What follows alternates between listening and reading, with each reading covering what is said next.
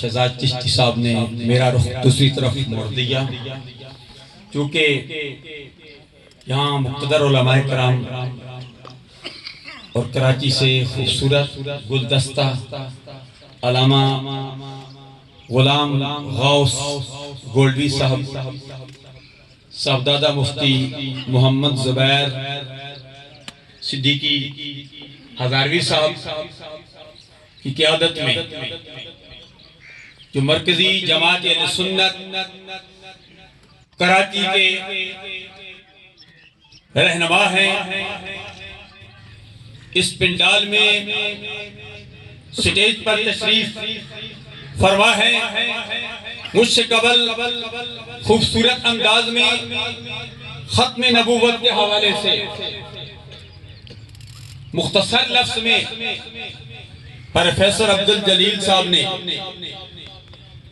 آپ نے کوزے کو دریا میں بند کر دیا، دریا کو کوزے میں بند کر دیا۔ بعض دفعہ جملہ متضاد ایسے بھی بولنا پڑتا ہے، دریا کو کوزے میں بند کر دیا یا کوزے کو دریا میں بند کر دیا۔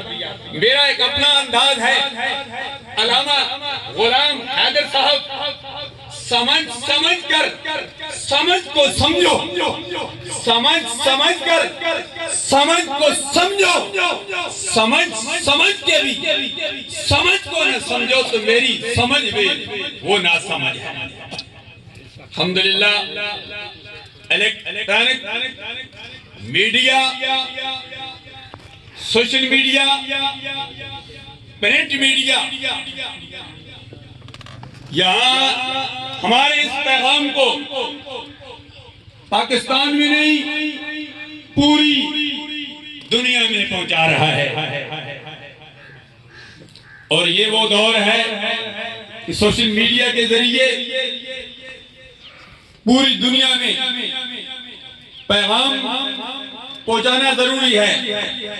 میں اکثر کہا کرتا ہوں، وہ دور بھی تھا دعوت اسلامی سمیت کئی ہمارے خواص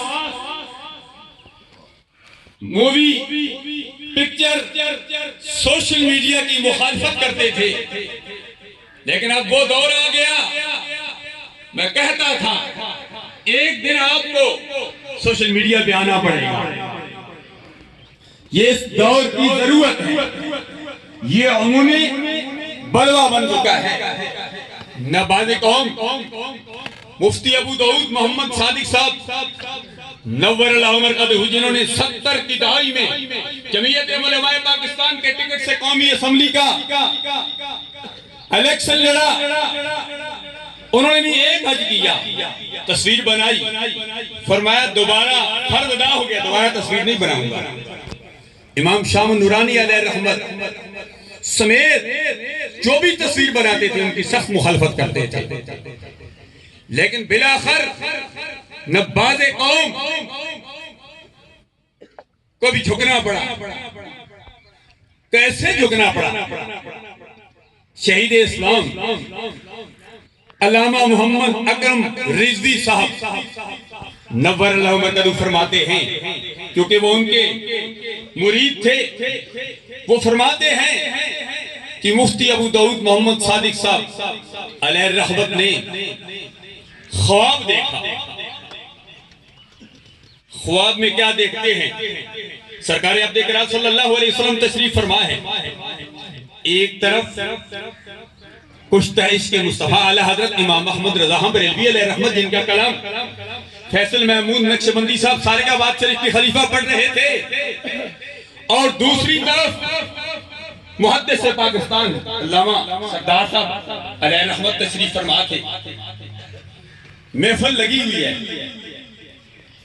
امام الانبیاء صلی اللہ علیہ وسلم، محفل لگی ہوئی امام الانبیاء صلی اللہ علیہ وسلم، کہ دائیں طرف بائیں طرف کشتہ عشق مصطفیٰ محدث اعظم علیہ رحمت تشریف فرما ہے۔